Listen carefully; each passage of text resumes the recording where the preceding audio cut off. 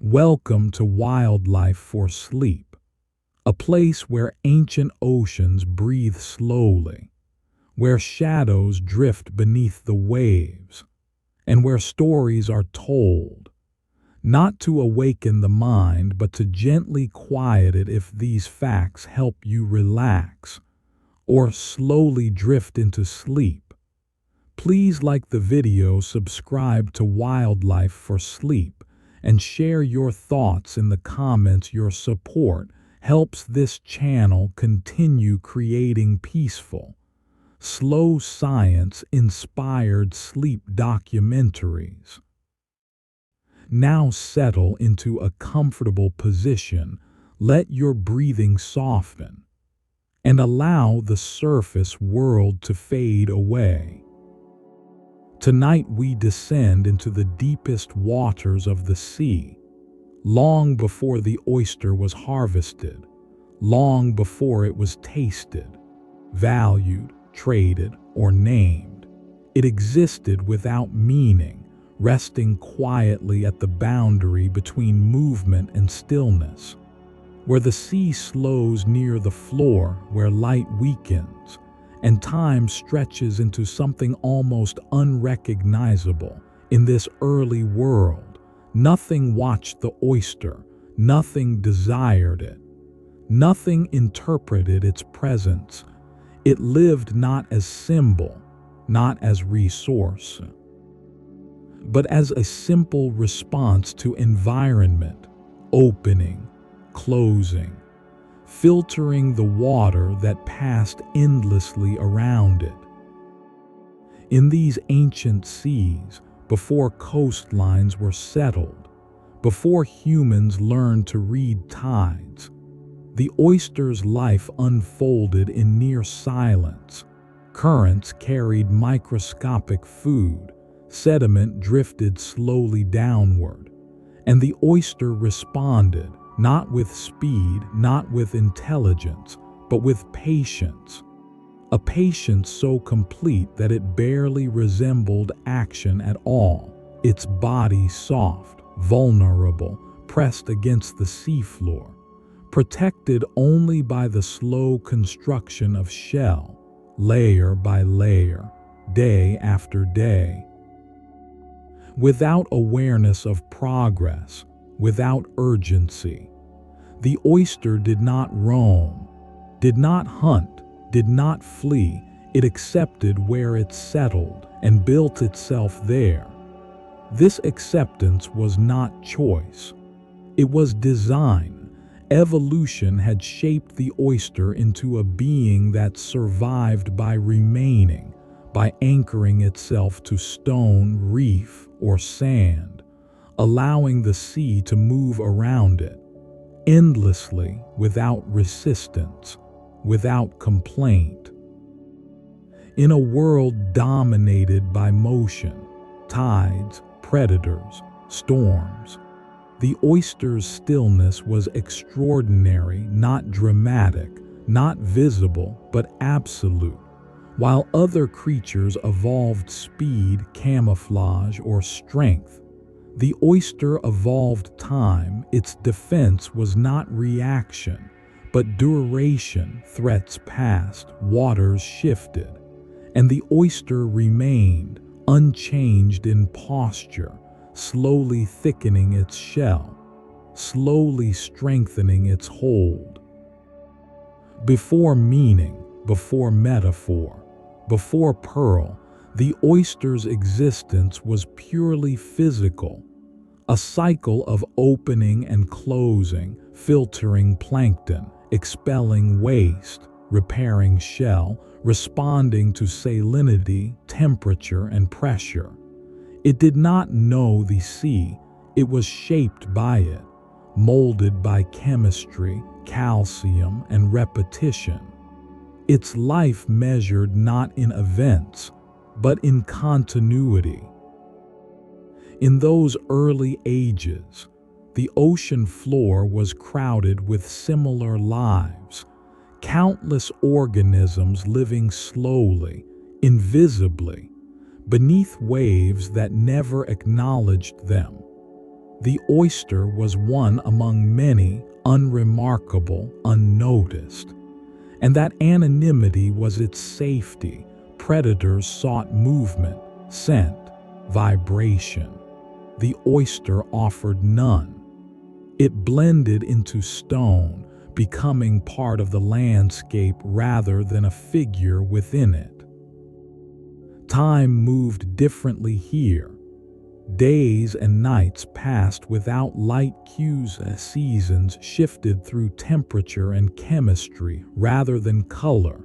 Storms above were distant vibrations. Faint pressure changes felt through water and shell. The oyster endured these changes without memory, without anticipation, responding only in the moment, closing when conditions grew harsh, opening again when calm returned. This rhythm repeated endlessly, forming a life defined not by milestones, but by persistence. There was no narrative yet, no story to tell, because nothing changed quickly enough to demand one. The oyster did not rise, did not fall, did not conquer. It simply continued, and in doing so, it became one of the sea's oldest witnesses, present for shifts it could not perceive, surviving eras it could not comprehend. Long before humans learned to name creatures, long before value was assigned to flesh or shell, the oyster existed as an answer to a single question posed by the ocean. How can something soft survive in a world of constant force? And the oyster's answer was simple. Do not fight. Do not flee. Endure. Close. Wait. And let time do what strength cannot. In this waiting, meaning had not yet arrived, but foundation had been laid, a life so slow, so quiet, so resistant to urgency, that one day, when humans finally noticed, they would project onto it ideas of patience, luxury, resilience, and transformation, none of which the oyster sought, none of which it needed, but all of which grew naturally from a being that had mastered stillness long before anyone was watching. And so, before pearl, before harvest, before story, the oyster lived as it always had, pressed to the seafloor, breathing water, building shell, letting centuries pass without awareness, waiting, not for purpose, but for continuation, the most ancient ambition of all. Life on the ocean floor unfolds far from urgency, far from light, and far from the restless motion of the surface. Here, gravity settles everything slowly. Particles drift downward like quiet snow, and sound arrives softened, stretched, transformed by depth. In this environment, the oyster lives pressed against stone and sediment, not above the world, but within it, sharing space with sand, algae, worms, and unseen currents that never fully stop. The seafloor is not still. Though it appears so, it breathes through tides, through pressure shifts, through subtle movements of water that slide across shell and rock. The oyster senses these changes not as events, but as conditions. Salinity rises, temperature falls, sediment thickens, oxygen thins. And the oyster responds in the only way it knows, by closing, by waiting, by conserving what little energy it has gathered through filtering the sea. Here, time is not measured in moments, but in accumulation. A thin layer of calcium added to shell, a slight adjustment in muscle tension, a slow repair after abrasion. Predators move across the seafloor, crabs probing, starfish pulling, fish passing overhead. But the oyster remains unmoving, its shell blending into the rough texture of its surroundings, offering no pursuit, no chase, only resistance through solidity and patience. Food arrives unpredictably, carried by currents the oyster cannot control. Microscopic plankton, organic fragments, drifting through open valves when conditions allow. The oyster does not seek nourishment, it receives it, filtering endlessly, sorting useful particles from waste, returning the rest to the water. This quiet labor supports not only the oyster itself, but the surrounding ecosystem, clearing water, cycling nutrients, shaping the chemistry of the seafloor without intention or awareness. Light rarely reaches this depth clearly, shadows dominate, colors fade into muted tones, and visibility becomes irrelevant. The oyster does not see. It does not need to. Its world is defined by contact, pressure, and chemistry, by the feel of water against tissue, by the gradual thickening of shell in response to stress, by the slow recognition of when to open and when to remain sealed against danger. Storms pass above, violent, chaotic, reshaping coastlines. Yet on the seafloor, their presence arrives only as distant force, pressure changes, increased sediment, a muffled reminder that the surface world exists. The oyster does not flee storms. It endures them, closing tightly, trusting the shell it has spent years building, trusting time to outlast turbulence. Life here is communal. Though silent, oysters settle near one another, forming reefs, layered structures built not by design, but by repetition, generations settling atop generations, shells becoming foundation for new life. These reefs alter currents, create shelter, and invite other species, turning stillness into structure and patience into habitat. Within these reefs, the oyster's individuality fades. One shell is much like another, and that sameness is strength. Predators cannot single out weakness easily. Currents move differently across clustered forms, and the reef absorbs force that would shatter a lone shell.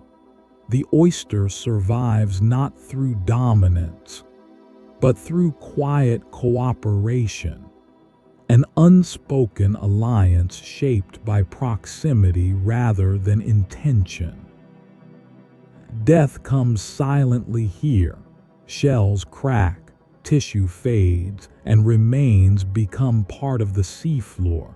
Nothing marks the end, no disruption, no ceremony. The reef persists, and life continues atop what came before. This continuity defines existence on the ocean floor. Nothing truly disappears, it transforms, slowly, patiently, into structure for what follows. In this environment, the oyster's stillness is not weakness, it is alignment. The oyster moves at the same pace as the world around it, matching the slow rhythm of sedimentation, erosion, and growth.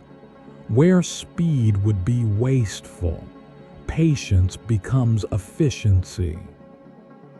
Before humans observed, before meaning was assigned, the oyster lived perfectly suited to this world, a soft body protected by time, sustained by water, and integrated so completely into the ocean floor that separating it from its environment becomes impossible. It is not merely on the seafloor, it is of it. And so, life continues there, unseen, uncelebrated, yet foundational. As the surface world shifts endlessly above, the oyster remains, filtering, building, waiting, part of the slow architecture of the sea, where survival belongs not to the fastest, but to those who endure quietly, long enough to become permanent. At the center of the oyster's existence lies a quiet contradiction, a body impossibly soft, fragile, and exposed, held within a shell built slowly enough to feel timeless. The shell is not armor forged in urgency. It is memory made solid, each layer a response to pressure, abrasion, and time, added without awareness, without intention, simply because survival required it. The oyster's body cannot flee danger, cannot fight, cannot even withdraw completely from its environment. Instead, it relies on a single muscle, strong enough to close the shell, holding two rough halves together in silence, sealing the living interior from the moving world outside. This closure is not dramatic. It is absolute, a stillness within stillness, where metabolism slows and waiting becomes the only action. Inside the shell, the oyster exists as soft tissue, pale, unstructured, lacking any defined shape that could stand alone. Without the shell, it would not survive even briefly. The ocean would tear it apart, predators would consume it instantly.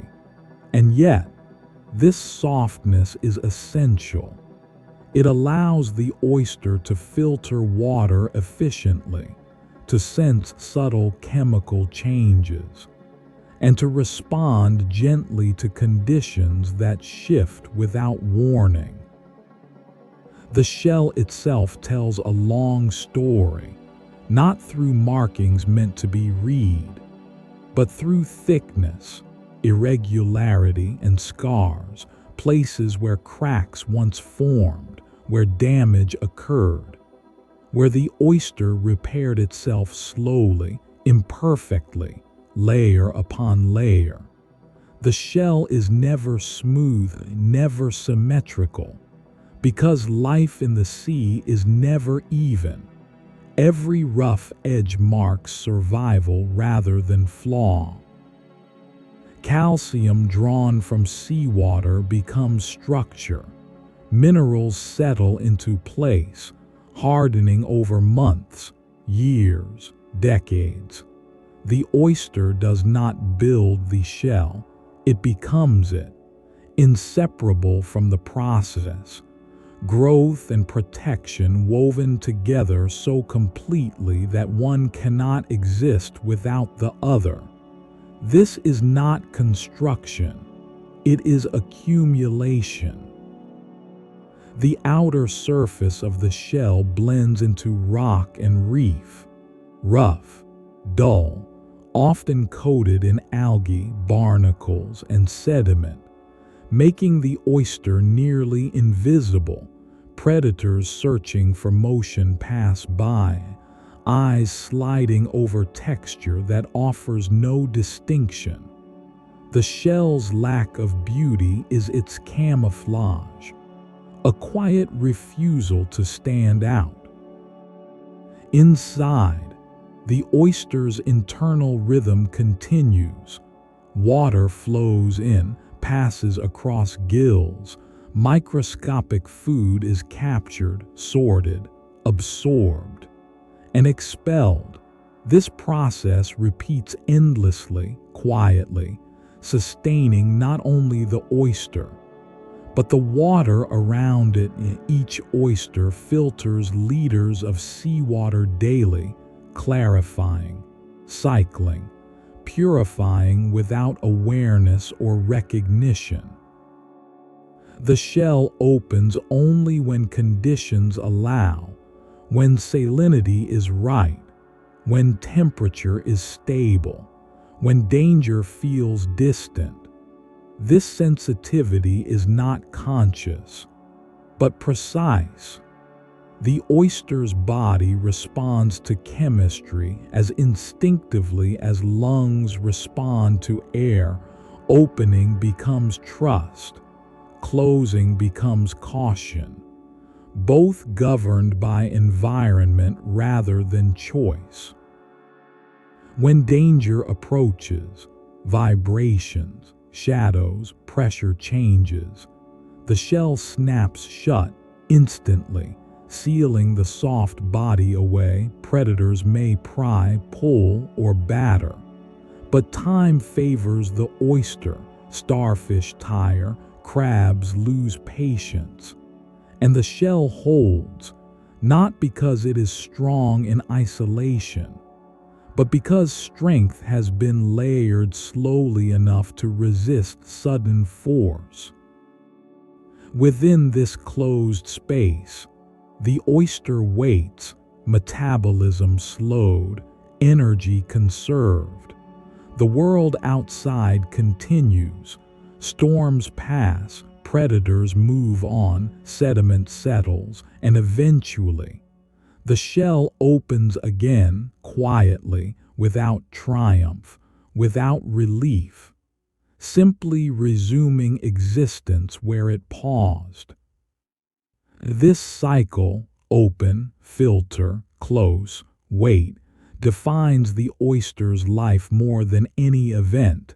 It is not a story of progression, but of repetition, and through repetition, resilience forms. The shell thickens, the muscle strengthens. The oyster becomes harder to disturb, not through aggression, but through time. The shell also marks age. Older oysters grow heavier, thicker, more irregular, carrying decades of environmental memory. They have endured storms they could not sense, survived shifts in water chemistry they could not name, and adapted silently, their shells becoming archives of persistence. Unlike creatures that grow quickly and burn brightly, the oyster's growth is slow, almost reluctant. Every millimeter earned through countless days of filtering, of waiting, of resisting disturbance. This slowness is not inefficiency. It is alignment with a world that changes gradually, where survival belongs to those who can wait. The shell and the soft body within exist in perfect tension, hardness protecting softness, softness sustaining hardness, neither meaningful without the other, together forming a life uniquely suited to stillness, uniquely prepared for patience, and uniquely capable of turning vulnerability into longevity.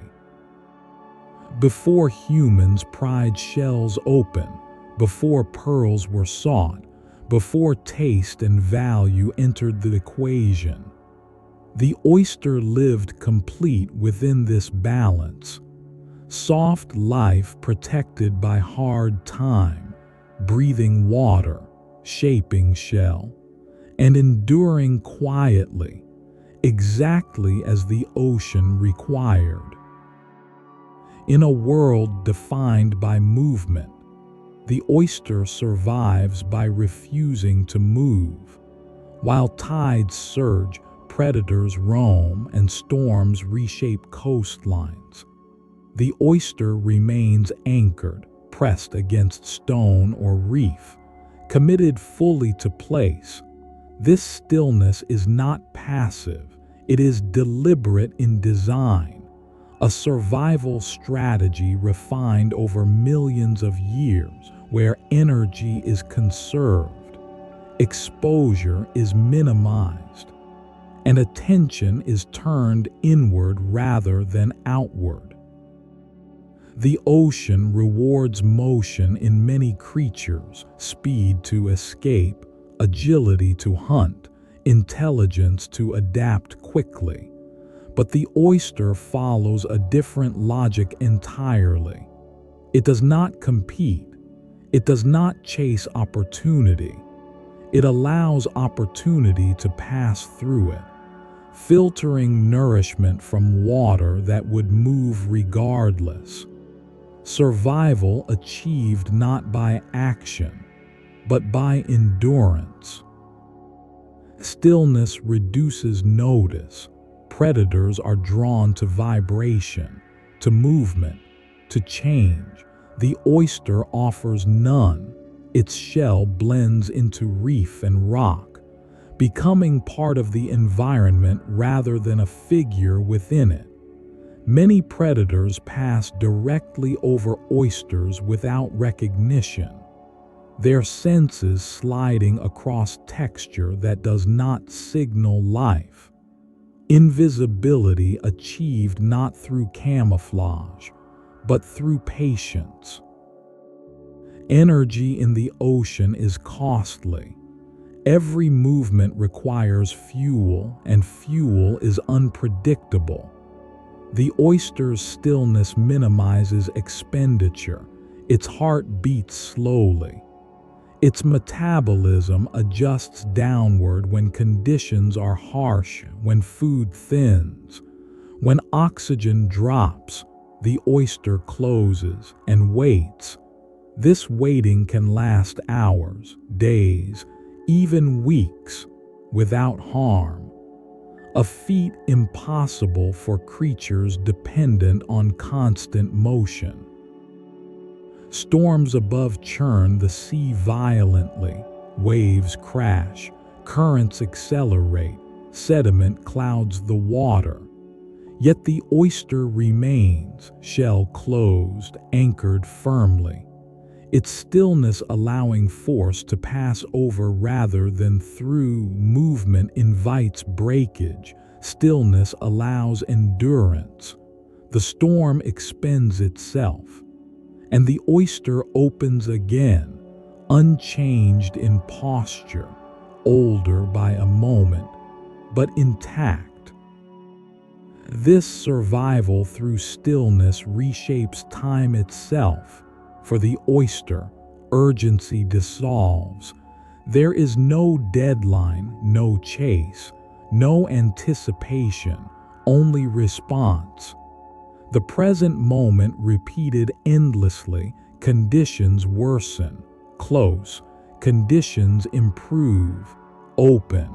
Life measured not by milestones, but by continuity. Stillness also shapes community. Oyster reefs grow because individuals do not leave. Shells stack, overlap, and layer, forming structures that redirect currents, trap sediment, and create habitat. Stillness multiplied becomes architecture, and architecture becomes ecosystem. A reef built not by plan, but by refusal to move. Within these reefs, countless other species find shelter: fish, crabs, worms, algae, all benefiting from the oyster's immobility. The oyster does not intend to support life, yet life gathers around it, drawn to stability in a shifting world. Stillness becomes generosity without awareness. Predators that specialize in oysters rely on persistence rather than speed. Starfish slowly pry, crabs patiently chip. Yet even these threats require time, and time favors the oyster. Many predators abandon effort when resistance lasts too long. Stillness wears them down, turning patience into defense. The oyster's survival strategy contains no drama, no decisive moment, no victory scene. Its success is quiet, measured in years lived unnoticed, storms endured without record, dangers passed without story. This lack of spectacle is precisely why it survives. Attention is risk.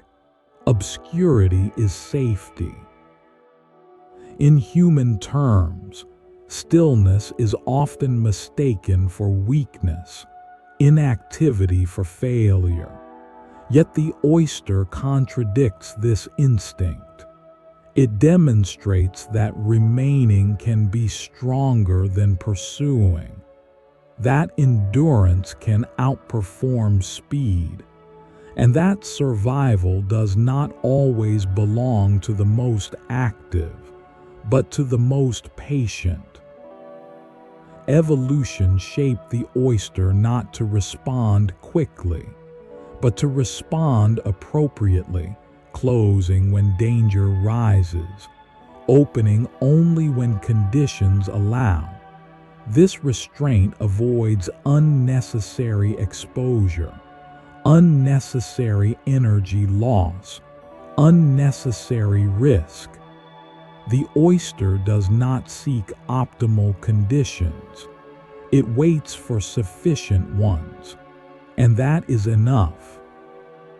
Stillness also allows repair. Shells damaged by abrasion, impact, or chemical change are not replaced quickly. They are reinforced slowly, layers added over time, scars sealed imperfectly. Strength built through repetition. Movement would interrupt this process. Stillness enables healing. Over decades, an oyster's shell thickens, its muscle strengthens, its responses become finely tuned to local conditions. The longer it remains, the better suited it becomes to that specific place. Leaving would reset adaptation, staying deepens it. Stillness creates specialization, and specialization creates resilience. In a restless sea, the oyster's refusal to move becomes an act of harmony. It does not resist the ocean, it aligns with it, allowing currents to pass, storms to rage, seasons to shift, while remaining exactly where it belongs. This alignment is not conscious, but it is complete. And so, stillness is not absence of life. It is its expression. The oyster lives fully without motion, proving that survival does not always demand struggle. Sometimes, it demands patience, silence, and the courage to remain long enough for the world to move on.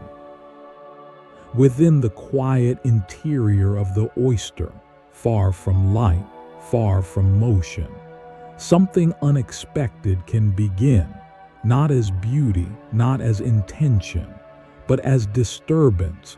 A single grain of sand, a fragment of shell, a parasite, something small enough to slip past the shell's defenses, entering the soft body where nothing solid belongs. This intrusion is not dramatic. It does not announce itself. It simply arrives and stays. The oyster cannot remove the irritant. It cannot push it away, cannot flee from it. Instead, the oyster responds in the only way it knows, through patience, through layering, through time. Its body begins to coat the intruder with nacre, the same substance used to build shell, smooth, luminous, applied not once, but endlessly, layer after layer, each one thin, precise, and silent. This process is not creative, it is protective. The oyster does not seek to make something beautiful. It seeks only to survive discomfort. The irritant causes stress, abrasion, and imbalance, and the oyster's response is to soften that threat, to make it less harmful by surrounding it, isolating it, and accepting its presence rather than resisting it. Time is essential here. Pearls are not formed quickly. Days pass, weeks, months, years. Each layer of nacre settles slowly, guided by chemistry rather than choice. The oyster continues its ordinary life, opening, filtering, closing, waiting, while within the pearl grows imperceptibly. A quiet consequence of irritation endured rather than expelled. The longer the oyster lives with the irritant, the more layers accumulate, smoothness increasing, edges disappearing. What began as a sharp disruption becomes something rounded, calm, and stable. The pearl does not erase the intrusion, it transforms it, turning harm into something the oyster can live with. This transformation is accidental, yet profound, a byproduct of survival rather than intention. The oyster does not admire the pearl, does not value it, does not know it exists. If the oyster dies, the pearl remains, evidence of time spent enduring something that could not be removed. Humans would later assign meaning to this process, seeing beauty where the oyster experienced discomfort, valuing rarity where the oyster sought only balance. But the pearl's origin remains unchanged. It is not reward, it is adaptation, not triumph, but tolerance made visible. Most oysters never produce pearls, and those that do produce them unevenly, imperfectly, shaped by irregular layering, pressure, and circumstance. No two pearls are alike, because no two irritations are identical, and no two lives endure disruption in the same way. The pearl grows only because the oyster remains alive long enough. Patience is not optional, it is required. Sudden death ends the process. Movement interrupts it. Survival sustains it. The pearl is proof not of creation, but of duration. Inside the oyster, the pearl occupies space silently. The oyster adjusts around it, accommodating rather than rejecting. This acceptance reflects the oyster's broader survival strategy. Do not fight what cannot be changed. Soften it, surround it, and continue. This lesson is ancient, yet easily overlooked. Beauty emerges not from intention, but from endurance, not from pursuit, but from remaining present with discomfort long enough for it to change. The pearl is time made visible, suffering made smoother, persistence turned luminous. Long before pearls were harvested, long before they were traded, admired, or worn, they existed unseen, resting inside oysters that lived and died without recognition. Pearls were not created for humans. They were created for survival, and only later mistaken for luxury. The ocean does not celebrate pearls. It does not preserve them intentionally. Many are lost, buried, broken, dissolved back into sediment. Their value exists only when seen, and seeing comes later, far removed from the slow process that formed them. And so, the birth of a pearl remains one of the sea's quietest transformations, not announced, not dramatic, not purposeful, just irritation, time, and patience, layered endlessly, until something smooth exists where once there was harm, not because the oyster sought beauty, but because it endured. Growth for the oyster does not announce itself. It does not arrive in visible stages. It does not demand recognition. Instead, it unfolds in silence, so slowly that even time seems to lose awareness of it. Days pass without change, weeks drift by, seasons turn, and still, the oyster appears the same, resting, filtering, waiting, while within, and upon its shell, change accumulates quietly. Unlike creatures whose growth is measured by size, speed, or dominance, the oyster grows by thickening, by reinforcing, by becoming harder to disturb. Each day of survival adds a nearly invisible layer to its shell, calcium settling from seawater, minerals locking into place, strengthening the boundary between soft body and restless world. This growth is not linear.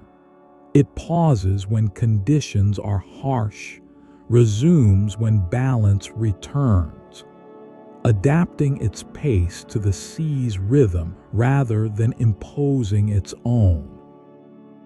Silence surrounds this process. No sound marks the addition of shell. No movement signals progress. Predators do not notice. Currents do not slow. Storms do not acknowledge it. The oyster grows unnoticed. And that anonymity is essential. Attention would invite risk. Obscurity allows time to do its work. Inside, the oyster's body also changes. Muscles strengthen through repetition. Responses become more refined. The timing of opening and closing adjusts subtly to local conditions. Salinity, temperature, oxygen, pressure. The longer the oyster remains in one place, the better it understands that place, not through thought, but through physiology shaped by experience. This learning is irreversible. Once adapted, the oyster cannot easily relocate. Its body becomes tuned to a specific environment. Leaving would mean vulnerability. Staying deepens compatibility. The oyster grows not toward possibility, but toward stability, a commitment to place that favors longevity over flexibility. Years pass, shells thicken, scars accumulate, each mark recording a moment of contact, abrasion, chemical stress, or failed predation. The oyster does not erase damage, it incorporates it, reinforcing weak points, reshaping growth around past strain. The shell becomes an archive not of events, but of endurance. In this long silence, time behaves differently, urgency disappears.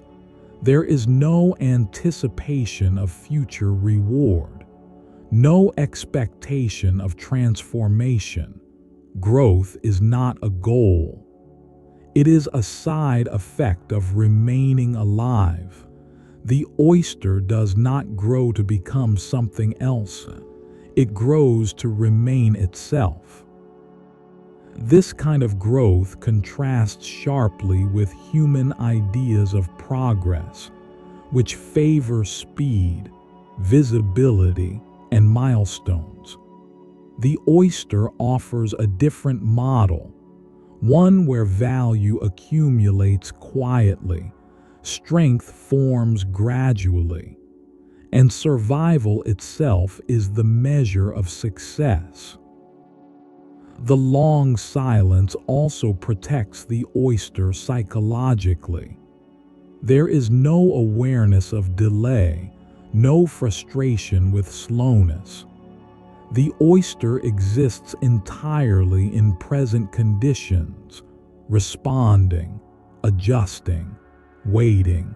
Time passes without pressure, because pressure requires perception, and the oyster perceives only what is immediate. Predators age and die around it, currents shift their paths, reefs change shape, generations of oysters settle, live and disappear, while some individuals remain, carrying decades of accumulated resilience. The ocean floor becomes layered with time, living, dead, and living again. Growth embedded within continuity.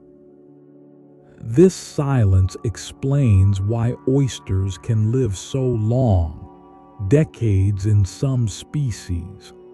Their lives are not spent reacting constantly. Reaction drains energy, invites exposure. The oyster reacts only when necessary, otherwise remaining closed, conserving strength, allowing time to pass without cost. Even pearl formation reflects this silence, layers added so gradually that no boundary can be identified. No moment when transformation occurs, only the realization, much later, that something has changed. The pearl is a record of time endured, not time used. In the long silence of growth, the oyster becomes something rare, a creature that thrives by aligning fully with slowness, by refusing urgency, by allowing the world to move while it remains. This alignment produces resilience that speed cannot match. The sea does not reward haste, it punishes excess.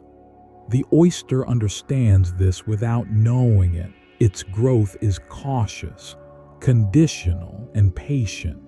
Each layer earned only when survival allows, nothing forced, nothing rushed. And so, while the surface world measures progress in moments, the oyster measures it in survival.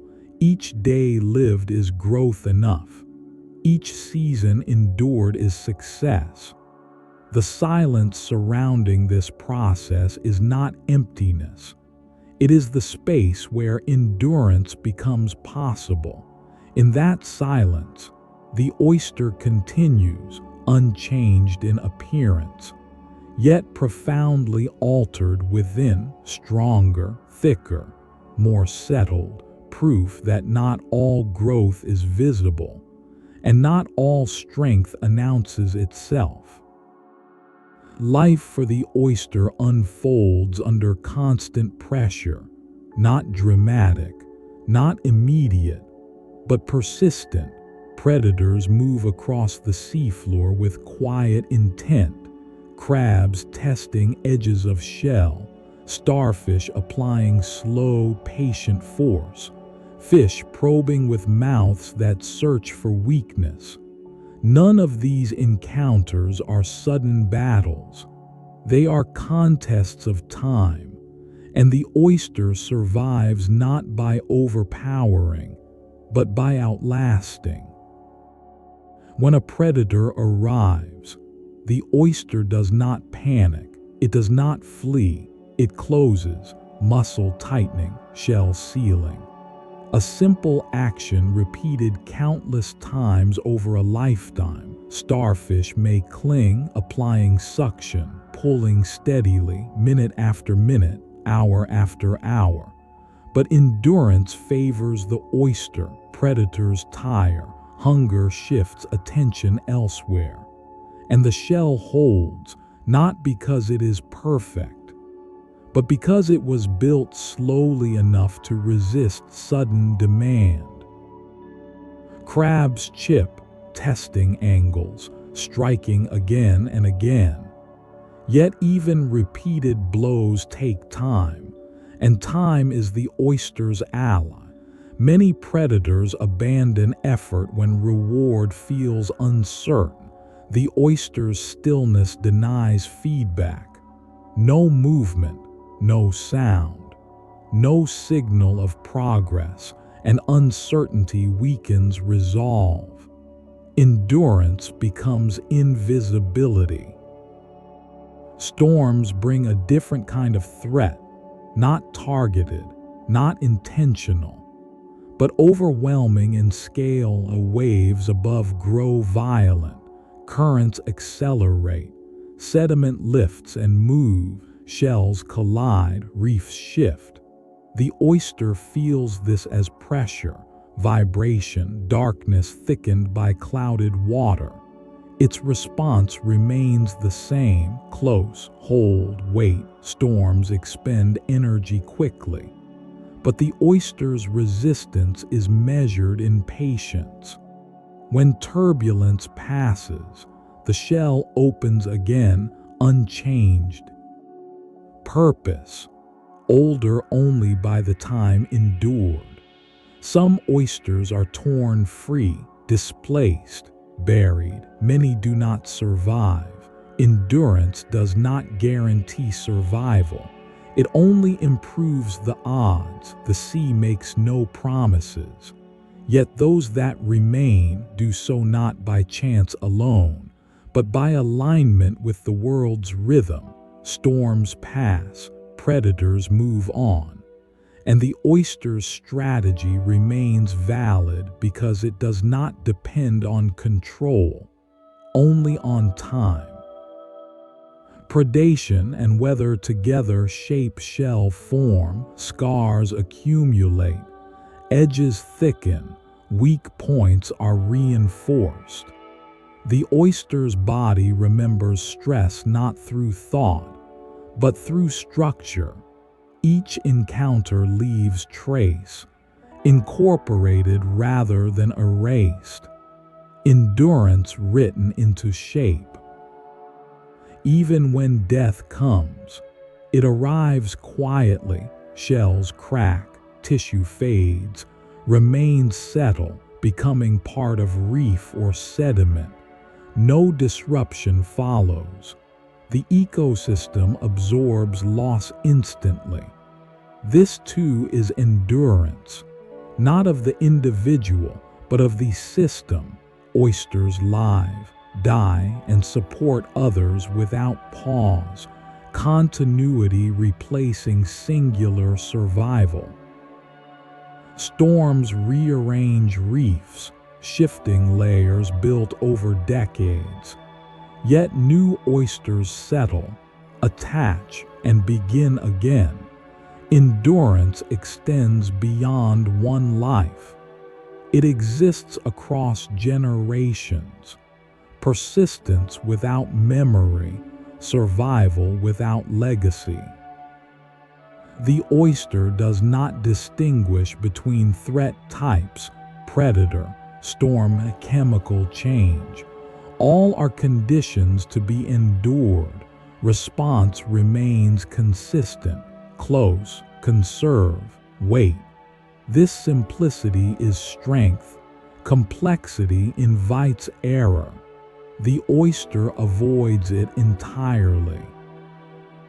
In this way, endurance becomes the oyster's defining trait, not strength, not speed, not intelligence, but the capacity to remain present through pressure, unchanged in purpose, unmoved by urgency. Storms teach nothing new, predators add no drama. The oyster survives by continuing exactly as it has always done. And so, beneath waves and seasons, amid force and disturbance, the oyster persists, not triumphant, not victorious, simply present, proving again and again that survival in the sea does not belong to the most aggressive, but to those who can wait long enough for danger to pass. The sea around the oyster has never been static. Even in its quietest depths, change arrives slowly, subtly, carried by temperature shifts, chemical balance, and the long movement of currents that reshape entire ecosystems without announcement. The oyster does not perceive change as crisis. It experiences it as condition, responding not with strategy, but with adjustment, closing longer, opening less, filtering differently, adapting without awareness. Over centuries, waters warm and cool, salinity drifts, oxygen rises and falls, storms grow stronger, coastlines shift. Yet the oyster remains anchored, its survival depending not on predicting change, but on enduring it. When conditions worsen, growth slows, shells thicken, energy is conserved. When balance returns, life resumes its quiet rhythm. The oyster moves with the sea's pace, not against it. Environmental change does not announce thresholds. It accumulates. Just as shell does, acidity increases gradually, altering how calcium settles. Shells grow thinner, repairs take longer, predators gain advantage. Yet adaptation continues, imperfect, uneven. Some oysters fail, others persist. Endurance does not promise equality, only possibility. The oyster's sensitivity to water chemistry makes it both resilient and vulnerable. It adjusts finely, but cannot escape. When the sea changes too quickly, The oyster has no refuge, no migration, no acceleration, only stillness, and waiting becomes risk rather than protection. This tension defines the oyster's relationship with a changing ocean. Human influence enters quietly at first. Nutrients increase, sediments shift, waters cloud, filtering becomes harder, shells accumulate stress. The oyster responds as it always has, closing, conserving, waiting, unaware that some changes will not pass. That time itself has altered pace. Reefs thin, generations short, yet oysters continue to settle, attach, and attempt survival. Repetition persists even when success declines. The instinct to endure remains unchanged, even as conditions drift beyond tolerance. This persistence is not ignorance, it is design. The oyster cannot imagine a future different from its past. It only knows how to exist in the present. And so it continues, even when continuation grows difficult. The changing sea reveals the limits of endurance. Patience withstands gradual change, but struggles against acceleration. The oyster's ancient strategy evolved for slow worlds, not rapid ones. And this mismatch becomes visible only over time. Shells thinning, reefs breaking, silence deepening. Yet even here, the oyster teaches something essential. Resilience is not invincibility. It is effort repeated without guarantee, survival attempted again and again. Even when outcome is uncertain, the oyster does not stop trying, because stopping is not an option encoded into its existence. The sea changes, the oyster responds, sometimes successfully, sometimes not, but always in alignment with its nature. Endurance remains its language, even when the sea speaks faster than it can answer.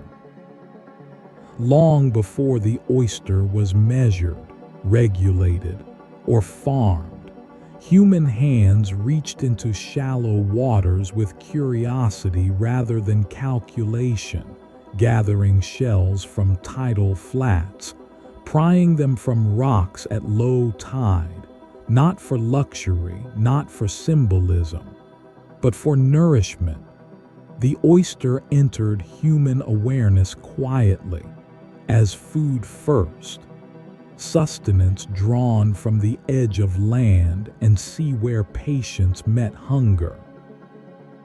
Early coastal peoples learned the rhythms of tide, returning when water retreated, bending low, fingers numb. Lifting shells heavy with sea smell, these harvests were slow, seasonal, bound to moon and weather. And the oyster remained abundant because time controlled access, not demand.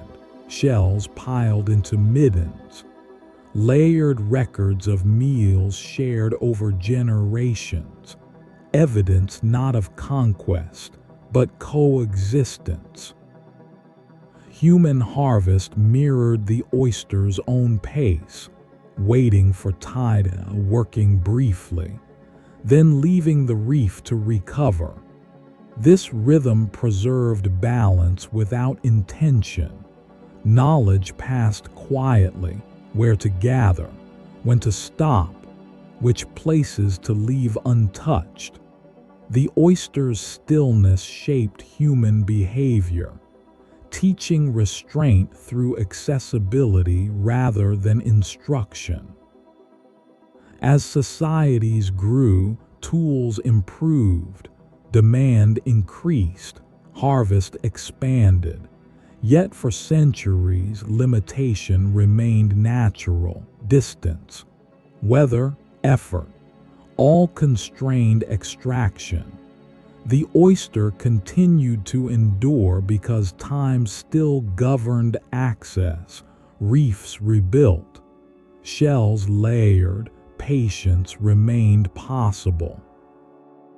Pearls entered human desire later, rare, unpredictable, symbols of chance rather than guarantee.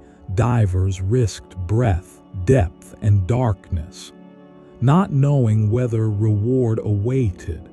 The oyster did not change, it endured intrusion, sometimes producing beauty, often not. Human value rose around the pearl, but the oyster's process remained unchanged. Irritation, time, layering, silence. As trade networks expanded, oysters traveled inland, their flesh preserved, their shells repurposed, their pearls elevated into objects of status.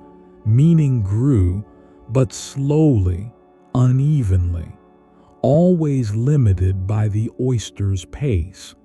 No technology could force pearls quickly. No market could accelerate patience. The balance shifted with scale, harvesting intensified, reefs thinned, shells removed faster than they could be replaced. Endurance met extraction that no longer waited. The oyster responded as it always had, closing, filtering, growing slowly, unaware that time was no longer being allowed to work. Human hands learned efficiency, dredges scraped reefs, volumes increased, recovery slowed, and ancient middens gave way to depleted beds. The oyster did not resist. It could not. Endurance met acceleration, and the limits of patience became visible. Yet even amid pressure, oysters persisted, small reefs remained. New practices emerged. Cultivation attempted to align human need with oyster rhythm again. Ropes, cages, spacing. Efforts to slow interaction back toward balance, to let time return to its place. Human hands have always shaped the oyster's story, from gentle gathering to heavy extraction. And now, cautious stewardship. The oyster remains unchanged in response, still filtering, still building shell, still enduring, offering the same lesson repeatedly. That survival depends not on speed, but on allowance, on giving time space to work. At some point, long after oysters had lived and died unnoticed, human desire settled upon what the oyster never intended to make. The pearl emerged into awareness not as a process, but as an object smooth, luminous, rare, lifted from darkness into light, and immediately assigned meaning that had nothing to do with survival. Value replaced patience, and rarity replaced endurance. Humans looked at pearls and saw purity, perfection, status, symbols of wealth and power. Yet the pearl itself remained unchanged, formed not for admiration, but to soften discomfort, its beauty accidental, its symmetry earned slowly through time rather than design. This disconnect between origin and interpretation widened as pearls moved from sea to market, from organism to ornament. Desire reshaped behavior. Divers risked breadth and depth, searching blindly, never knowing which oyster held reward. Many opened, few contained pearls. Effort far exceeded outcome. Yet the uncertainty intensified value, rarity fed obsession, and the oyster became a vessel for chance rather than patience. As demand grew, pearls became currency, dowries, emblems of rank, their worth detached from the oyster's quiet labor, layers of nacre measured not in time, but in price. The oyster's endurance converted into human status without recognition of cost. Cultivation followed, attempts to guide chance, to introduce irritants deliberately, to encourage pearls predictably. Even here, time resisted control. Pearls still required waiting. Layers still formed slowly. Impatience dulled quality, revealing again that acceleration diminished what patience produced. Desire never changed the oyster. It changed humans. Expectations grew, markets expanded, and value climbed, while the oyster continued filtering water, closing shells, and enduring irritation without awareness of what its labor represented beyond the reef. The pearl became a mirror, reflecting human longing for beauty without acknowledging process, admiration without patience, reward without waiting. And in that reflection, the oyster's lesson sharpened. Value emerges not from desire, but from time allowed to work undisturbed. Time behaves differently in the presence of an oyster. It slows, it settles, it stretches until urgency dissolves. The oyster does not count days, does not anticipate seasons, does not measure progress.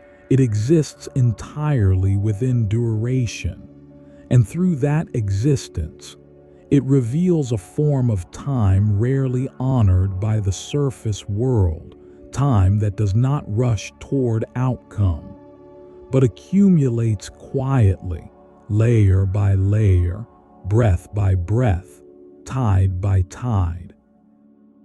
The oyster teaches that time is not always a force of change. Sometimes it is a medium, a substance through which life moves slowly, shaping form without direction. The shell thickens not because the oyster plans growth, but because time passes while survival continues. The pearl forms not because beauty is intended, but because irritation remains long enough to be softened. Time does not reward effort. It responds to presence. In the oyster's life, nothing improves quickly, and nothing is lost suddenly unless time itself collapses. Storms pass, predators tire, damage heals. All because time is given space to act. When time is shortened, rushed, interrupted, the oyster suffers, not because it fails, but because its entire strategy depends on slowness. Patience is not preference, it is necessity. Humans often imagine time as something to manage, to spend, to save, or to conquer.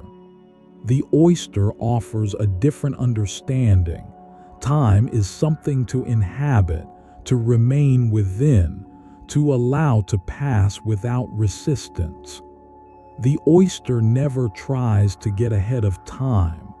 It lets time move around it, shaping shell, shaping strength, shaping endurance invisibly. This relationship with time removes anxiety. There is no fear of delay, no frustration with waiting. The oyster does not know what it is waiting for, and therefore waiting carries no weight. It simply exists as condition. This absence of expectation allows patience to become effortless, not because the oyster is calm, but because calm is all it has ever known. The lesson is subtle and easily missed. Endurance does not require optimism. It does not require belief in future reward. It requires only the willingness to remain present long enough for change to occur naturally. The oyster survives not because it hopes, but because it stays. Time also equalizes. Fast lives burn brightly, then disappear. Slow lives accumulate quietly, then endure.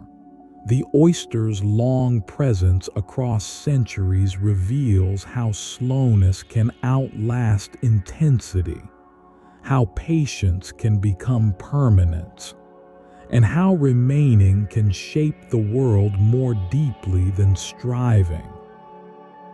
Reefs built by oysters are monuments to time allowed to work uninterrupted, structures formed not by intention, but by repetition, each shell a moment, stacked into generations. These reefs outlast storms, outlast individuals, and reshape coastlines themselves. Time given form through stillness. The oyster teaches that transformation does not require urgency. Pearls form, shells strengthen, ecosystems emerge, all without haste, all without awareness. Time performs its work best when undisturbed, when not commanded, when not accelerated. In a world increasingly defined by speed, the oyster's lesson becomes more pronounced. Some processes cannot be rushed without being broken. Some values diminish when forced. Some strengths only appear after long silence. The oyster does not argue this. It demonstrates it, quietly, persistently, across ages. And so, the oyster teaches time not as enemy, not as resource, but as companion, something to move with rather than against. Survival achieved not by outrunning change, but by enduring it patiently, until change passes through and becomes part of structure itself. In the end, the oyster leaves no monument, no sound, no declaration of what it has endured. Its legacy is not announced. It settles quietly into the structure of the sea itself, into reefs that alter currents, into filtered waters made clearer by countless unseen hours of labor, into shells layered beneath sediment, forming foundations for life yet to come. The oyster does not seek remembrance, and so it becomes unforgettable. Its legacy is patience made physical, a demonstration that survival does not always require dominance, speed, or intelligence, but alignment. The oyster aligns itself completely with the pace of the world around it, and in doing so, it outlasts worlds that move too fast for their own endurance. Generations rise and fall, storms reshape coastlines, desires change, economies grow and collapse. Yet the oyster remains, opening, closing, filtering, waiting. What the oyster leaves behind is not meaning, but example. It shows that stillness can be strength, that vulnerability can coexist with resilience, and that softness protected by time can endure forces that shatter harder forms. Its shell is not invincible, but it is patient, and patience proves stronger than force applied too quickly. Even when removed from the sea, when shells are opened, flesh consumed, pearls lifted into light, the oyster's work remains evident. Pearls carry the memory of irritation endured. Shells carry the memory of pressure survived. Reefs carry the memory of countless lives layered into place. Nothing is wasted. Everything becomes structure. The oyster's quiet legacy also carries warning. Endurance has limits. Patience requires time, and time must be allowed. When acceleration replaces rhythm, when extraction outpaces renewal, the oyster does not adapt through resistance. It simply disappears, and disappearance is the final lesson, silence made permanent. Yet where conditions remain balanced, the oyster returns, larvae settle, attach, and begin again, repeating the same slow existence without memory of loss, continuity restored not through intention, but through persistence. The oyster does not grieve, it continues. For those who observe closely, the oyster offers a rare clarity. Life does not need to be loud to matter. Progress does not need to be fast to be real. And value does not need to be visible to be profound. Some of the most important work on earth happens quietly, beneath notice, beneath waves, carried out by beings that never ask to be seen. The oyster's legacy is written in water quality, in shoreline stability, in ecosystems supported quietly over centuries. It is written in patience rather than triumph, in time rather than achievement, and in survival that does not announce itself, but persists.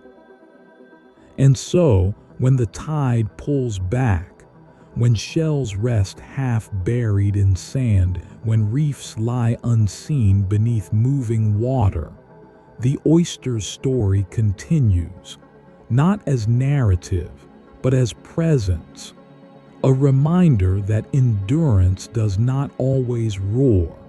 Sometimes it waits, breath by breath, layer by layer, long enough for the world to move on.